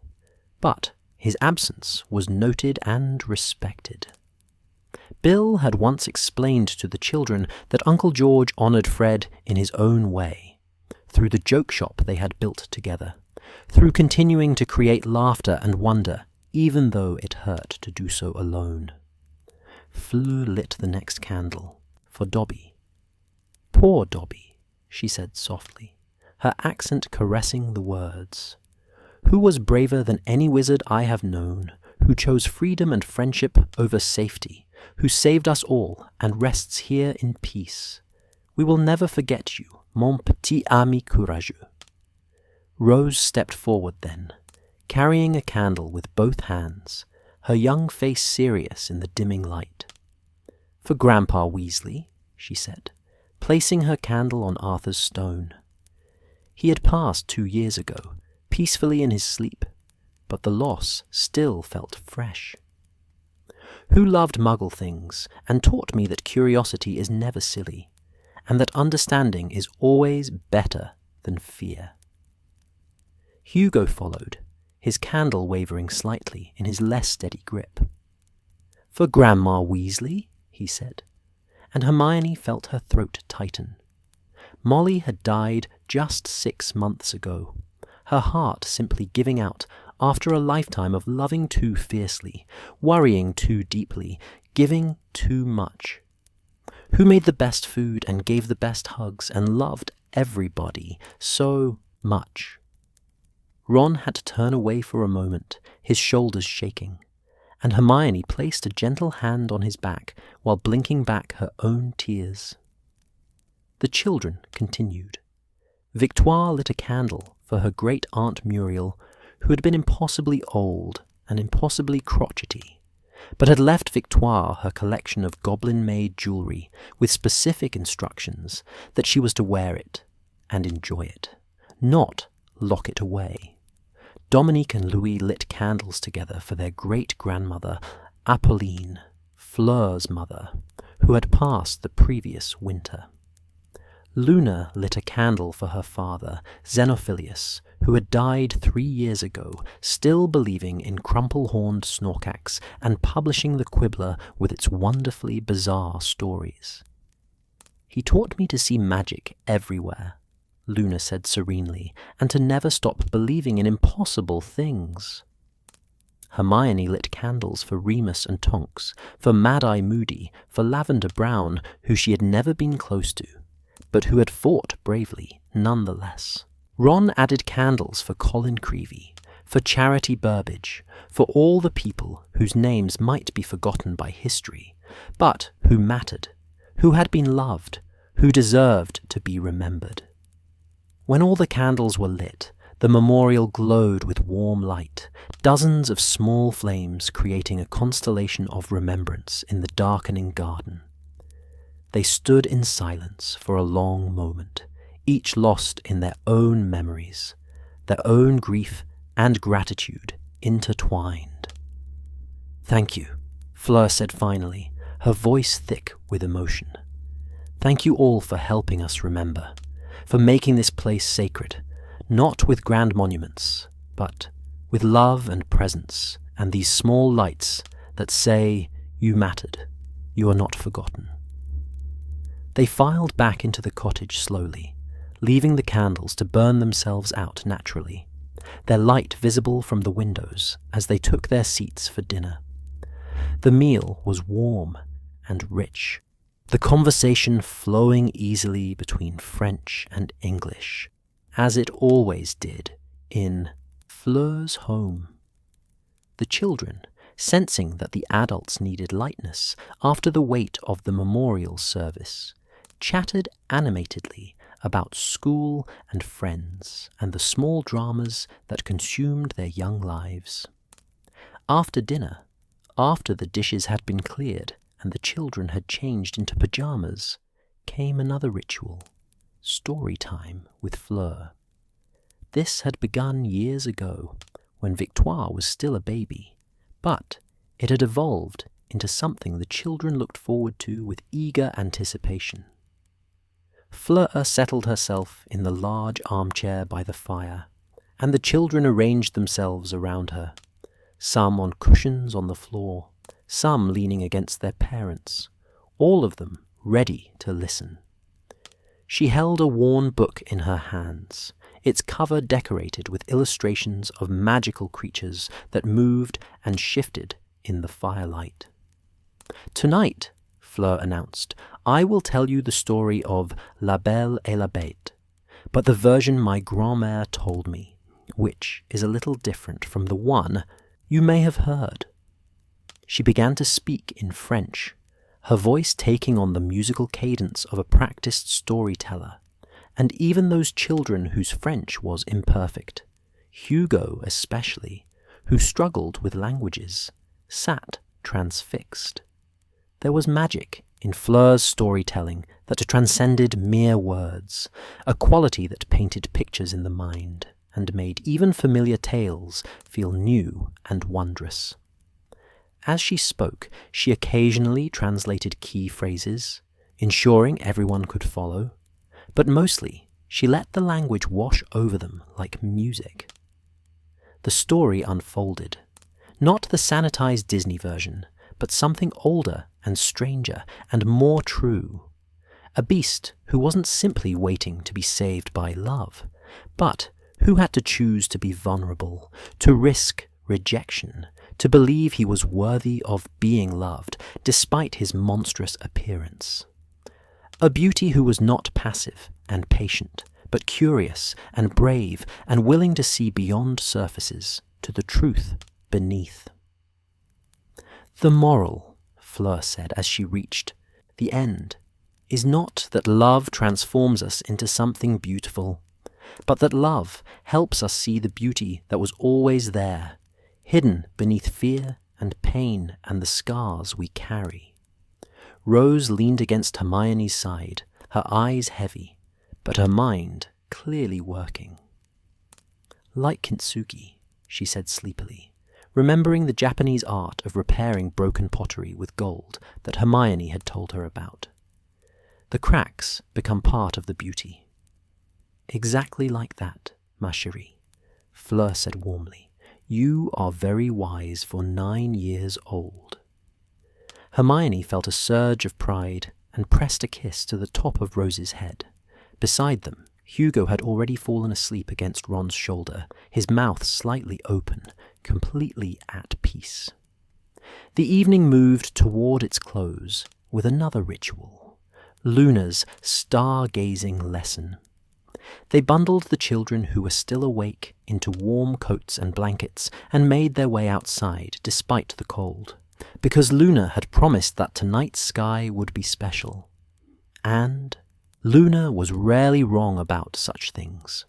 The clouds had cleared, revealing a vast expanse of stars scattered across the velvet darkness like diamonds on black cloth. The moon hung low and bright, nearly full, painting everything in silver light. Luna produced her crystals from the silver box. They looked like ordinary quartz to untrained eyes, but when held up to the moonlight, they caught and refracted the glow in strange, beautiful ways. "Hold them like this," Luna instructed, demonstrating how to angle the crystal to catch the light. "And look for the patterns. The stars are telling us stories tonight if we know how to listen." She pointed out constellations, telling their stories, not the Greek myths everyone knew, but older tales, stranger ones, from magical traditions around the world.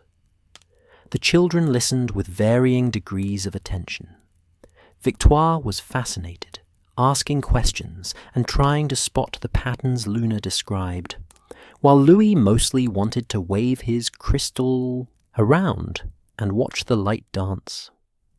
"There," Luna said, pointing toward a particular cluster of stars. "That's where I believe the Nargles come from, though, of course, no one can prove it. But I like to think of them up there, looking down at us, curious about our strange little lives on this strange little planet." "Do you really believe in Nargles, Luna?" Rose asked, not mockingly, but with genuine curiosity. Luna considered this seriously. "I believe in keeping wonder alive," she said finally. "In allowing space for the unexplained, the magical, the impossible. Whether Nargles exist in the way I imagine them is less important than what believing in them does. It keeps me curious, keeps me looking at the world with fresh eyes, keeps me from assuming I know everything there is to know." Hermione found herself unexpectedly moved by this answer.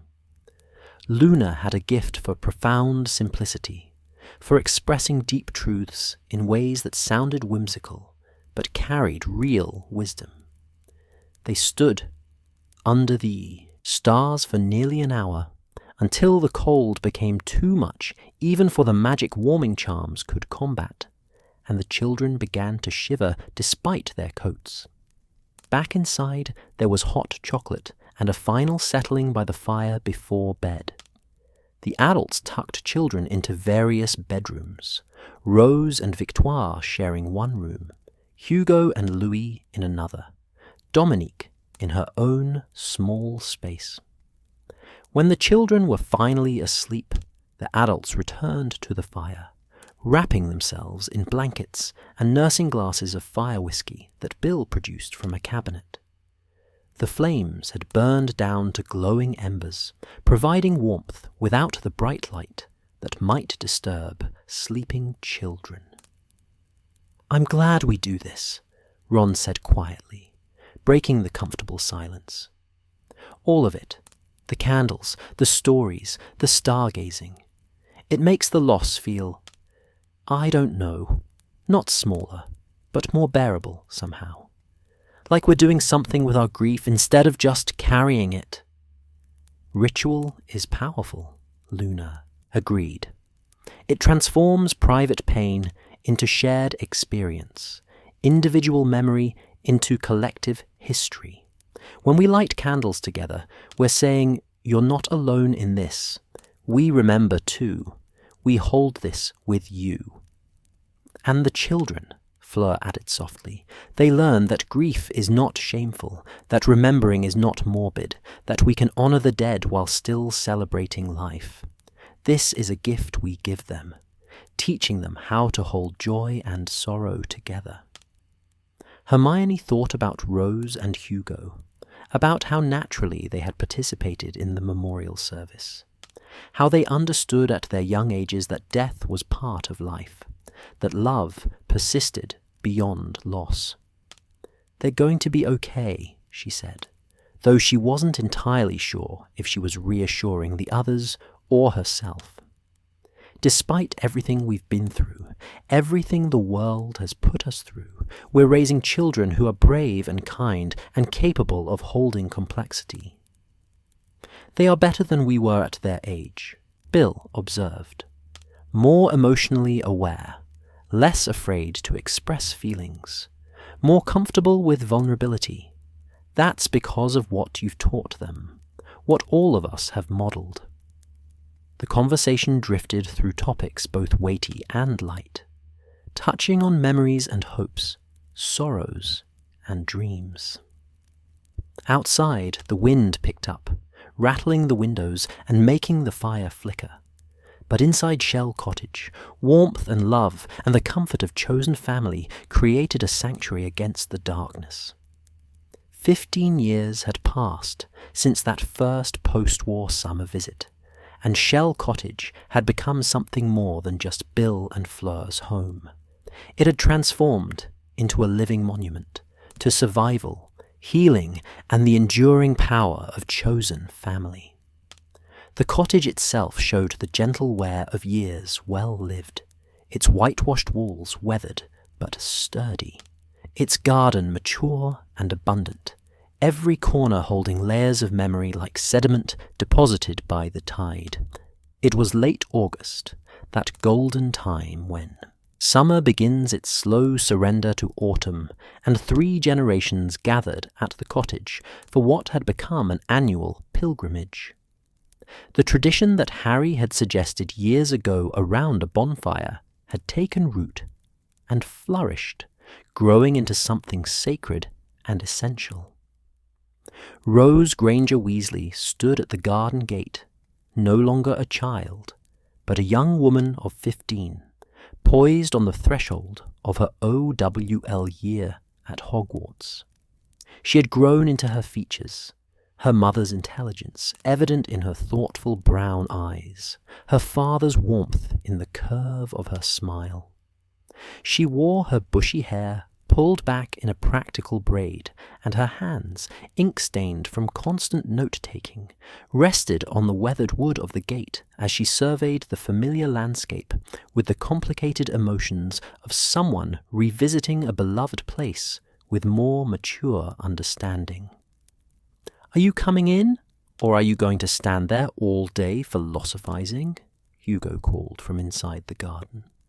At 13, he had shot. Up over the past year, all gangly limbs and deepening voice, his red hair perpetually dishevelled despite Hermione's best efforts. He had inherited Ron's easy humour and his tendency toward loyalty that sometimes bordered on recklessness. Rose smiled and pushed open the gate, stepping into the garden that had become as familiar to her as the grounds of Hogwarts or the neighbourhood around their London home. The flowers were in full bloom, Fleur's roses, the wildflowers that had self-seeded over the years, and of course, the white blossoms that surrounded Dobby's memorial. she made her way there first, as she always did upon arriving. The memorial had expanded over the years, the circle of engraved stones now including more names than she could count. Grandpa Arthur, Grandma Molly, Great-Aunt Muriel, Luna's father, and new additions from recent years, Kingsley Shacklebolt, who had passed just last winter after a distinguished career as Minister for Magic, Andromeda Tonks, who had finally joined her daughter and son-in-law in rest. But at the centre, still, was the original stone. Here lies Dobby, a free elf. Rose knelt beside it, as she had done countless times before, but this time she carried something new. A journal, leather-bound and well-used, filled with her neat handwriting. She'd been working on a project for the past year, one that had grown from a simple school assignment into something deeply personal. "I'm writing about you," she said quietly to the stone, to the elf who rested beneath it, to the memory that lived in stories told around fires, and in the reverent way the adults spoke certain names. About all of you, really, the ones who fought in the war. I'm interviewing Mum and Dad, Uncle Harry and Aunt Ginny, everyone who was there. I want to make sure your stories are told properly, not the sanitized versions in the history books, but the real truth. The courage and the fear, the victories and the losses, the complexity of it all. Talking to Dobby again? A voice said behind her, gentle and understanding. Rose turned to find her mother standing there, older now.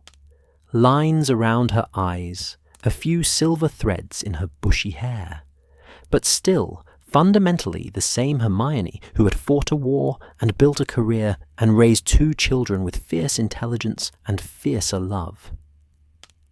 "I wanted him to know," Rose said, standing and brushing dirt from her knees, "about the project, about how I'm trying to honor what he did, what all of them did." Hermione moved to stand beside her daughter, looking down at the memorial with eyes that had seen too much death, but had learned, somehow, to keep living anyway. "He would be proud of you," she said softly. "They all would be, taking the time to understand, to document, to make sure the next generation knows the real cost of the peace they inherited." "Did you ever think about it?" Rose asked, the question that had been building in her for months, finally finding voice. "About how you survived, when so many others didn't. About why you're here to tell your story when people like Dobby and Fred and Remus Lupin aren't." It was a hard question, the kind most teenagers wouldn't dare ask their parents, but Rose had never been one to shy away from difficult truths. Hermione had raised her that way, to question, to dig deeper, to sit with discomfort rather than avoiding it. Hermione was quiet for a long moment, and Rose worried she'd overstepped. But then her mother spoke, her voice low and honest. "Every day," she admitted, "especially in the early years, I struggled with guilt, with the feeling that I didn't deserve to be here when so many others weren't. Your father felt it too, though he didn't talk about it as much. Uncle Harry most of all. He carried that weight like it was crushing him." "What changed?" Rose asked. "Time, partly," Hermione said, "and therapy. Though we didn't call it that at first. We just called it talking to someone who understands trauma. But mostly, it was deciding that the best way to honor those who died was to live well, to build the world they fought for, to raise children who understood the value of peace and were willing to protect it." She turned to face Rose fully, placing both hands on her daughter's shoulders. "You and Hugo, you're part of that legacy. You're what we were fighting for. A generation that could grow up safe, that could go to Hogwarts without fear of Dark Lords, that could fall in love and build careers and make mistakes and learn from them without the shadow of war hanging over everything. Rose felt tears prick her eyes and didn't try to hide them. "I want to be worthy of it," she whispered, "of what you all sacrificed. Sometimes the weight of it feels impossible." "Oh, sweetheart," Hermione pulled her into a hug, tight and warm, and smelling of the lavender sachets she kept in her wardrobe. "You don't have to earn the right to exist peacefully. You just have to live authentically, bravely, with kindness and curiosity. That's enough. That's more than enough." They stood there for a moment, mother and daughter, surrounded by flowers and memories, until Hugo's voice called again from the cottage. "Mum, Rose, Aunt Fleur says lunch is ready and Uncle Bill is threatening to eat everything if we don't come now."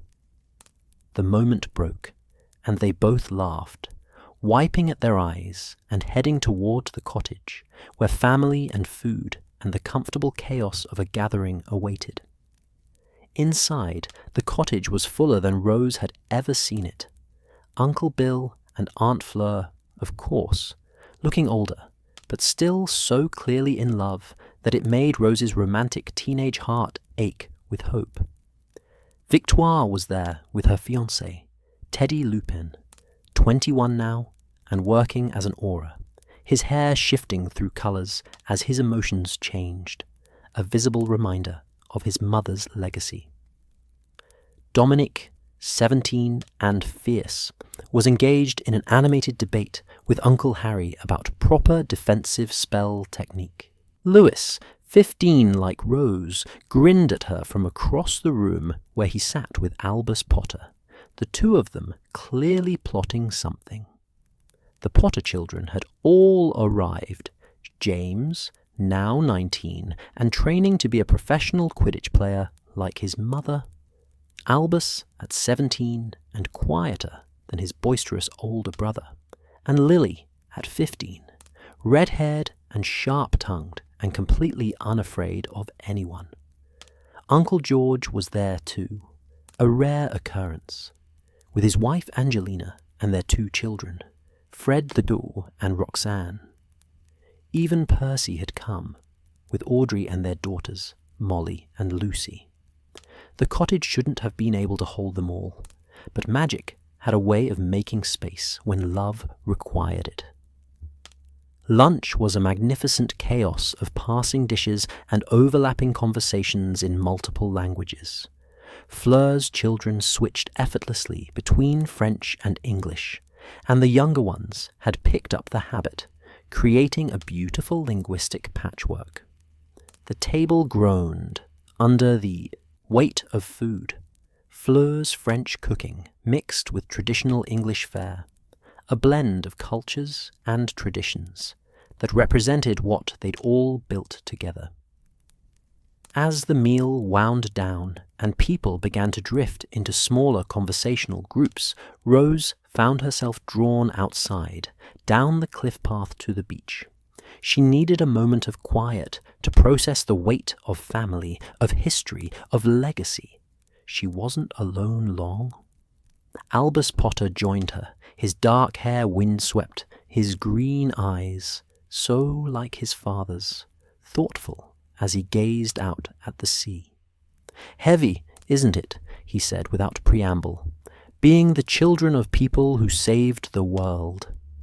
Rose glanced at him, surprised. Albus rarely spoke about his feelings, preferring to keep his thoughts private. "Yeah," she agreed. "Sometimes I feel like I'm living in a story that's already been written, and I'm just trying to figure out my role in the sequel." "Exactly," Albus said with feeling. "Everyone expects me to be like my dad. Brave, and heroic, and destined for greatness. But what if I'm not? What if I'm just me? Ordinary, quiet, more interested in research than adventure. That's not ordinary," Rose said firmly. That's just different. Uncle Harry saved the world with courage and sacrifice, but the world needs people who save it in other ways too, with knowledge, with compassion, with the steady work of making things better, one small step at a time. Albus looked at her with something like gratitude. Your mum said something similar once, about how not all battles are fought with wands. Some are fought with books and laws and changing minds. They sat in companionable silence for a while, watching the waves, until Lily Potter came crashing down the path with her usual dramatic flair. "There you are," she exclaimed. "Dad's about to do the thing. Come on."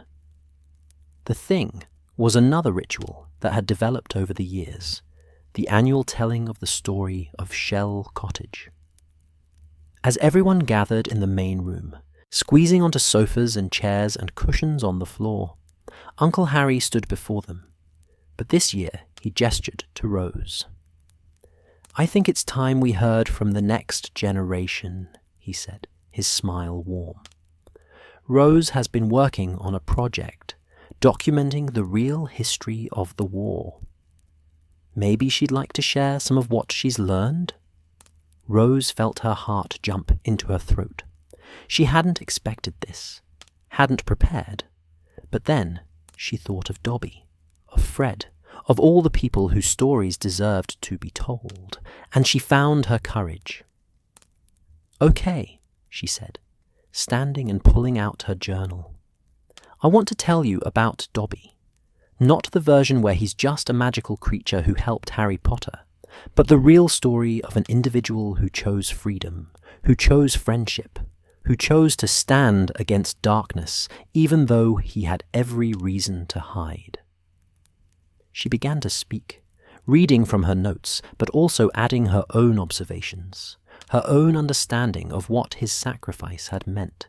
She spoke of his life at Malfoy Manor, of his desperate attempts to save Harry in their second year, of his joy at being free, of his work at Hogwarts, where he was finally paid and respected. And then she spoke of his death, not shying away from the tragedy, but framing it as the ultimate act of a person who knew his own worth, who understood that some things were worth dying for, who chose love over safety. When she finished, there was silence. Then Uncle Bill stood and began to clap, and soon everyone joined in. Not the polite applause of a school presentation, but the genuine appreciation of people who understood that their story had just been honoured, their history preserved, not in stone, but in the mind and heart of the next generation. As the evening drew on, and the conversation flowed around her, Rose slipped away once more to the garden. The sun was setting, painting the sky in shades of orange and pink and purple, and the first stars were beginning to appear overhead. She stood at Dobby's memorial and carefully placed a white rose she'd picked from Fleur's garden. "Thank you," she whispered, "for saving them, for making it possible for me to exist, to have this family, to live in a world where I can ask hard questions and seek true answers. I promise I'll tell your story properly. I promise you'll be remembered not just as the elf who died for Harry Potter, but as Dobby, brave, free, and loved." The wind picked up, rustling through the garden, and for just a moment Rose could have sworn she heard something like laughter, bright and joyful and free. She turned to find her entire family had followed her outside, carrying candles. It wasn't the scheduled night for the memorial service, but some moments called for ritual, even when unplanned. Together, they lit candles and placed them around the memorial, speaking names and memories, honoring the dead while celebrating the living. And as the stars emerged fully overhead and the waves sang their eternal song below, Shell Cottage held them all, the survivors and the next generation, the memories and the hopes, the grief and the joy, in an embrace that transcended walls and time, creating sanctuary not just from darkness, but for light. Ron found Hermione in the crowd and pulled her close, their children on either side of them, and together they looked out at this family they'd helped build, this legacy they were creating. It wasn't perfect. Nothing ever was, but it was real and honest and full of love. "We did okay," Ron said quietly, and Hermione knew he wasn't just talking about surviving the war, but about everything that came after. The hard work of healing, of building, of raising children who were strong enough to carry the weight of history, but free enough to write their own stories. "We did more than okay," Hermione corrected, looking at Rose, at all the children who had grown up knowing they were loved, who had been taught to honor the past while building the future. "We did beautifully." And there, at Shell Cottage, where trauma had been transformed into healing, where grief had been alchemized into love, where a small elf's sacrifice had opened the door to a better world, the family stood together as the night deepened around them, their candles glowing like stars brought down to earth, their voices rising in stories and laughter and the simple, profound joy of being together. The tide would continue its eternal rhythm. The seasons would turn. Children would grow and have children of their own. But Shell Cottage would remain, a place of remembrance and renewal, a sanctuary where the past was honored and the future welcomed, where love proved stronger than darkness, and where healing happened one wave, one story, one gathering at a time. And so, dear listener, our story comes to its gentle close, as all stories must. But the legacy continues, in children who ask hard questions, in families who gather to remember, in small acts of courage that echo through generations, in love that persists beyond death and transforms everything it touches. Let this comfort you now as you drift toward sleep, that your story too is part of a greater tapestry, that the love you give ripples outward in ways you may never fully see, that healing is possible even from the deepest wounds, and that sanctuary can be found or created wherever people gather in love and truth. Sleep well, dear listener. Sleep peacefully. And may you wake tomorrow ready to write the next chapter of your own beautiful, imperfect, essential story. Good night.